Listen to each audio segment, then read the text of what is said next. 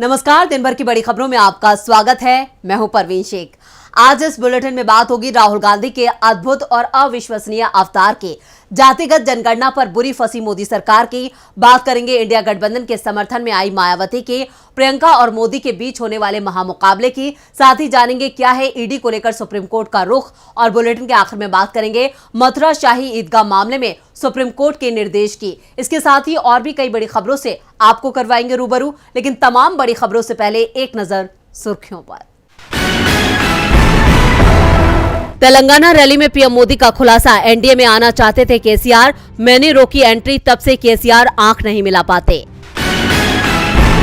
पवार के भतीजे रोहित पुणे से नागपुर तक करेंगे पदयात्रा। उनकी युवा संघर्ष यात्रा 13 जिलों से गुजरेगी, जिसमें युवाओं की समस्याओं को उठाया जाएगा।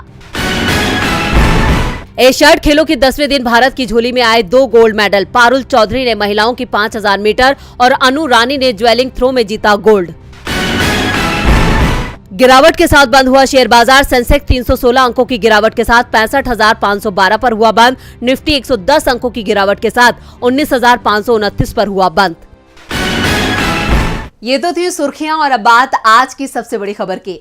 कांग्रेस सांसद राहुल गांधी की भारत जोड़ो यात्रा लगातार जारी है। बस यात्रा का तरीका थोड़ा बदल गया है। राहुल कभी लद्दाख में बाइक पर दिखाई देते हैं तो कभी दिल्ली की फर्नीचर मार्केट में कारपेंटरों के साथ कुर्सी टेबल बनाते दिखाई देते हैं, तो कभी कुलियों के बीच पहुंचकर उनकी समस्या पर बात करते हैं। अब कांग्रेस नेता अमृतसर के गोल्डन टेम्पल पहुंचे, जहां वो नतमस्तक दिखाई दिए। क्या है पूरी खबर, देखते हैं ये रिपोर्ट। राहुल गांधी सोमवार को अचानक गोल्डन टेम्पल पहुंच गए थे। गोल्डन टेम्पल में माथा टेकने के बाद उन्होंने परिक्रमा में श्रद्धालुओं को पानी पिलाने की सेवा की। रात के वक्त पालकी साहिब के दर्शन किए और उनकी सेवा में शामिल हुए। गुरु घर के द्वार बंद होने के बाद राहुल गांधी साफ सफाई की सेवा में जुटे रहे। उन्होंने कपड़ा पकड़ा और रेलिंग की सफाई का काम शुरू कर दिया। गोल्डन टेम्पल में सेवा कर रहे लोगों के साथ वो हाथ बटाते दिखे। कांग्रेस नेता का रात को भी सराय में रुकने का कार्यक्रम था, लेकिन सुरक्षा कारणों के चलते अंतिम समय पर इसे रद्द कर दिया गया। राहुल गांधी रात को होटल चले गए और दूसरे दिन फिर गोल्डन टेम्पल पहुंच गए। राहुल गांधी इस साल की शुरुआत में भारत जोड़ो यात्रा के दौरान अमृतसर पहुंचे थे। उस वक्त राहुल गांधी ने पगड़ी पहनी थी और इस बार उनके सिर पर नीले रंग का पटका था। दूसरे दिन राहुल गांधी ने सबसे पहले लंगर घर में महिलाओं के साथ सब्जी और लहसुन काटा और फिर झूठे बर्तन धोए। बाद में कांग्रेस नेता लंगर हॉल में पहुंचे और वहां उन्होंने लंगर बांटा। राहुल गांधी ये पहले ही साफ कर चुके थे कि ये उनकी निजी यात्रा है, इसका राजनीति से कोई संबंध नहीं है, इसलिए पंजाब कांग्रेस के नेताओं को भी इससे दूर रखा गया था। कांग्रेस सांसद गुरजीत सिंह औजला ने भी कहा कि राहुल गांधी अपने निजी दौरे के दौरान ही गुरु नगरी पहुंचे हैं और उनका एकमात्र उद्देश्य केवल गुरु घर की सेवा करना है, इसलिए राहुल गांधी ने मीडिया से भी दूरी बनाए रखी। राहुल गांधी परिक्रमा स्थित बाबा बुड्ढा जी के बैर साहिब के पास जलकुंड में 1 घंटे से अधिक समय तक श्रद्धालुओं के बीच बैठे रहे। राहुल गांधी ने बीजेपी और पीएम मोदी की नाक में दम कर रखा है, तो वहीं जातीय जनगणना से भी मोदी सरकार मुश्किल में आ गई है। बिहार में जातिगत जनगणना के आंकड़े सार्वजनिक होने के बाद अब बीजेपी और एनडीए में महाभारत शुरू हो गई है।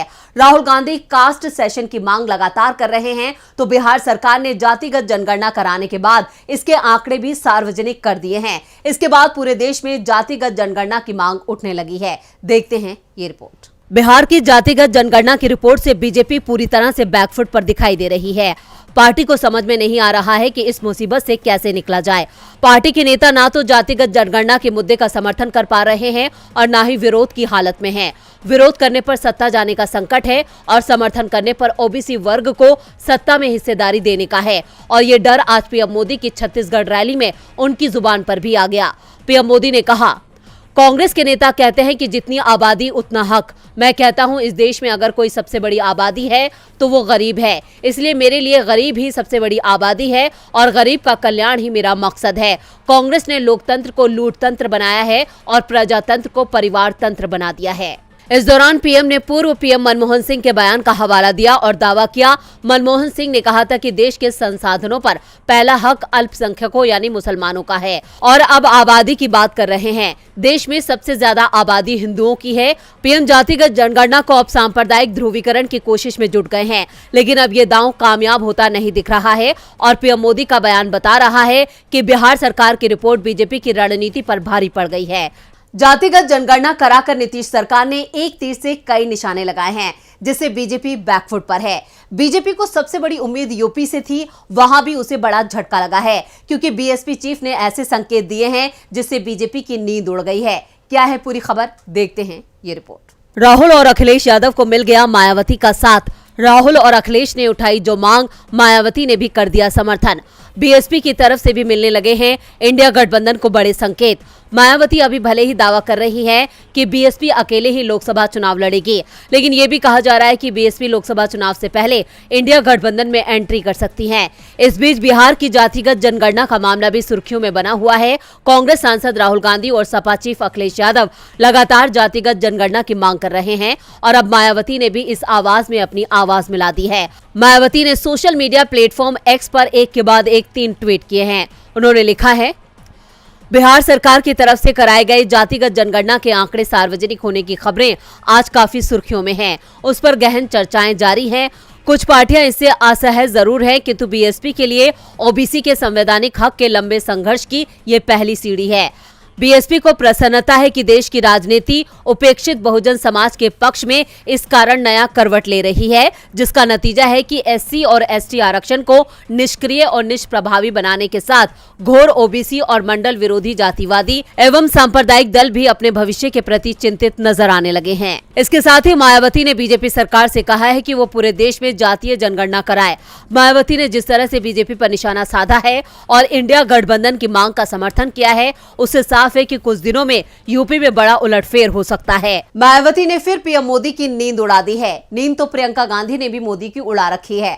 5 अक्टूबर को एमपी में प्रियंका और पीएम मोदी के बीच महामुकाबला देखने को मिलेगा। ये दोनों अपनी अपनी पार्टी की जीत के लिए जनता के दरबार में होंगे। क्या है पूरी खबर, देखते हैं ये रिपोर्ट। 5 अक्टूबर का दिन मध्य प्रदेश के लिए काफी खास होने वाला है। चुनाव आयोग साफ कर चुका है कि 5 अक्टूबर के बाद वो कभी भी विधानसभा चुनावों का ऐलान कर सकता है। ऐसे में गुरुवार को चुनावों का ऐलान भी हो सकता है। चुनाव को लेकर तो अटकलें चल ही रही हैं, लेकिन 5 अक्टूबर को प्रियंका गांधी का एमपी दौरा तय हो चुका है और पीएम मोदी भी इसी दिन एमपी आ रहे हैं। पिछले 10 दिनों में पीएम का ये तीसरा एमपी दौरा है। पीएम की जबलपुर में सभा होगी तो कांग्रेस महासचिव प्रियंका गांधी धार जिले के मोहनखेड़ा पहुंचेंगी। प्रियंका सबसे पहले मोहनखेड़ा तीर्थ के दर्शन करेंगी, फिर टंटिया मामा की मूर्ति का अनावरण करेंगे। टंटिया मामा के सहारे प्रियंका गांधी प्रदेश की 21% आदिवासी आबादी को साधने की कोशिश करेंगी। 2018 के विधानसभा चुनावों में भी आदिवासियों ने कांग्रेस का ही साथ दिया था और इस बार ये समर्थन पहले से ज्यादा मजबूत दिखाई दे रहा है। टंटिया मामा की मूर्ति का अनावरण करने के बाद प्रियंका गांधी मोहनखेड़ा में जन आक्रोश यात्रा की समाप्ति पर सभा को संबोधित करेंगी। मध्य प्रदेश की राजनीति में मालवा निमाड़ सबसे ज्यादा प्रभावित करता है और 5 अक्टूबर को जहां प्रियंका गांधी मालवा रीजन के धार में होंगी तो पीएम मोदी निमाड़ के एपी सेंटर जबलपुर में होंगे। इसके साथ ही ये दावा किया जा रहा है कि इसी दिन बीजेपी और कांग्रेस दोनों ही अपने उम्मीदवारों के नामों का ऐलान भी कर सकते हैं। पीएम मोदी और प्रियंका के बीच एमपी में बयानों के तीर चलेंगे। अब देखना होगा कि कौन कितना घायल होगा। इधर सुप्रीम कोर्ट ने भी ईडी पर शब्दों के तीर छोड़े हैं। सीबीआई, ईडी समेत कई जांच एजेंसियों की कार्यशैली को लेकर अक्सर सवाल उठते हैं, लेकिन केंद्र सरकार कहती है कि ये निष्पक्ष जांच करती है। लेकिन अब इनके काम को लेकर सुप्रीम कोर्ट ने ऐसी टिप्पणी कर दी है जिसके बाद विपक्ष के आरोपों को बल मिला है। तो क्या कहा है कोर्ट ने, देखते हैं ये रिपोर्ट। जब सीबीआई और ईडी किसी मामले की जांच करती है तब निष्पक्ष जांच को लेकर सवाल खड़े होते हैं। विपक्षी दल कई बार आरोप लगा चुके हैं कि विपक्ष की आवाज को दबाने के लिए केंद्र सरकार इन जांच एजेंसियों का इस्तेमाल करती है। इन्हीं आरोपों को लेकर सियासत भी गर्म रहती है। वहीं अब सुप्रीम कोर्ट ने गंभीर टिप्पणी की है। सुप्रीम कोर्ट ने प्रवर्तन निदेशालय को नसीहत देते हुए कहा है कि किसी भी मामले में बदला लेने जैसी कार्रवाई न की जाए। कोर्ट ने सख्त होते हुए कहा है कि जांच की प्रक्रिया पारदर्शी और निष्पक्ष होनी चाहिए। दरअसल supreme court real estate group M3M के डायरेक्टरों की याचिका पर सुनवाई कर रहा था। रियल एस्टेट कंपनी के 2 डायरेक्टर पंकज और बसंत बंसल को ईडी ने मनी लॉन्ड्रिंग के एक मामले में 14 जून को पूछताछ के लिए बुलाया था। इसके बाद उसी दिन उन्हें एक दूसरे केस में ईडी ने गिरफ्तार कर लिया। दोनों ने पीएमएलए के सेक्शन 19 के तहत गिरफ्तारी को अवैध बताते हुए सुप्रीम कोर्ट में याचिका फाइल की। उन्होंने ये भी कहा कि इस गिरफ्तारी में पंजाब और हरियाणा हाईकोर्ट के आदेश को भी किनारे कर दिया गया। इस याचिका पर आज कोर्ट में सुनवाई हुई। इस दौरान सुप्रीम कोर्ट ने दोनों ही डायरेक्टरों को तत्काल रिहा करने का आदेश दिया है। कोर्ट ने कहा है कि ईडी ने दोनों डायरेक्टर को मौखिक रूप से ही गिरफ्तारी का कारण बता दिया। उन्हें इस मामले में कोई लिखित दस्तावेज भी नहीं दिया गया। बेंच ने कहा कि इस कार्रवाई से ईडी की कार्यप्रणाली पर सवाल खड़े होते हैं। ये तब और भी गंभीर मामला है जब एजेंसी को देश की आर्थिक सुरक्षा की जिम्मेदारी दी गई है। ईडी को किसी के साथ बदले की भावना से कार्रवाई करने की जगह पूरी पारदर्शिता और निष्पक्ष रवैये से काम करना चाहिए। अब कोर्ट ने भले ही ये नसीहत एक मामले को लेकर दी हो, लेकिन इससे विपक्ष के आरोपों को बल जरूर मिल रहा है। सुप्रीम कोर्ट के इस रुख से मोदी सरकार की मुश्किलें बढ़ सकती हैं। मुश्किल में तो महाराष्ट्र की शिंदे सरकार भी नजर आ रही है। महाराष्ट्र के नांदेड़ में डॉक्टर शंकर राव चौहान सरकारी मेडिकल कॉलेज और अस्पताल में 12 नवजात शिशुओं सहित 24 लोगों की जान जाने का मामला अभी शांत भी नहीं हुआ था कि महाराष्ट्र के एक और अस्पताल में 18 लोगों की जान चली गई है, जिसको लेकर राज्य का सियासी पारा गर्मा गया है। शरद पवार से लेकर राहुल गांधी ने इसे सीएम शिंदे की नाकामी करार दिया है। क्या है पूरी खबर, देखते हैं ये रिपोर्ट। महाराष्ट्र के नांदेड़ के डॉक्टर शंकर राव चौहान सरकारी मेडिकल कॉलेज और अस्पताल में 30 सितंबर से 1 अक्टूबर के बीच 24 घंटों में 12 नवजात शिशुओं सहित 24 लोगों की जान जा चुकी है। वहीं महाराष्ट्र के एक और अस्पताल से इसी तरह की खबर आज सामने आई है। छत्रपति संभाजी नगर के सरकारी मेडिकल कॉलेज और अस्पताल में आज सुबह 8 बजे 24 घंटे के भीतर कम से कम 18 लोगों की जान चली गई है। और इसी तरह की एक घटना में इस साल अगस्त में ठाणे की सरकारी अस्पताल में 18 लोगों की जान चली गई थी। ताजा घटनाक्रम पर विपक्षी दलों ने राज्य सरकार पर जरूरी दवाओं की आपूर्ति बनाए रखने में विफल रहने का आरोप लगाया है। एनसीपी चीफ शरद पवार ने कहा, अभी 2 महीने पहले ही ठाणे नगर निगम के अलवा अस्पताल में एक ही रात में 18 लोगों की जान चली गई थी, लेकिन इस घटना को गंभीरता से न लेने के कारण नांदेड़ के सरकारी अस्पताल में ऐसी ही गंभीर घटना दोहराई गई। ये सरकारी तंत्र की विफलता को दर्शाता है।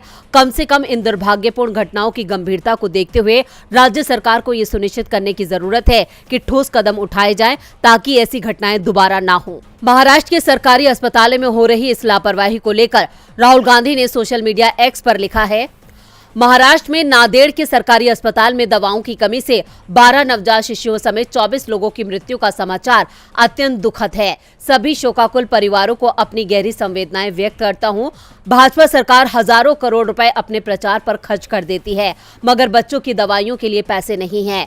भाजपा की नजर में गरीबों की जिंदगी की कोई कीमत नहीं है। महाराष्ट्र के सरकारी अस्पतालों में हो रही इन घटनाओं से लोगों में भी शिंदे सरकार को लेकर खासी नाराजगी है। वहीं सीएम शिंदे इस मामले पर जांच समिति बनाने की बात कर रहे हैं। अब देखना होगा कि सरकारी अस्पतालों में हो रही इन घटनाओं पर कब तक कारगर कदम उठाया जाता है। और बुलेटिन के आखिर में बात मथुरा ईदगाह मामले की। मथुरा का श्री कृष्ण जन्मभूमि शाही ईदगाह विवाद जिला अदालत से लेकर सुप्रीम कोर्ट तक चल रहा है। इस मामले में आज हुई सुनवाई में कोर्ट ने हाई कोर्ट से मामले का रिकॉर्ड मांगा था और साथ ही कोर्ट ने हाई कोर्ट के रजिस्ट्रार पर बेहद सख्त टिप्पणी की है। क्या है पूरा मामला, देखते हैं ये रिपोर्ट। श्री कृष्ण जन्मभूमि शाही ईदगाह विवाद पर अब सुप्रीम कोर्ट 30 अक्टूबर को सुनवाई करेगा। दरअसल सुनवाई मंगलवार को होनी थी। सुप्रीम कोर्ट ने 21 जुलाई को शाही ईदगाह कमेटी की याचिका पर इलाहाबाद हाईकोर्ट से रिकॉर्ड मांगा था, लेकिन ये रिकॉर्ड सुप्रीम कोर्ट को उपलब्ध नहीं कराया गया।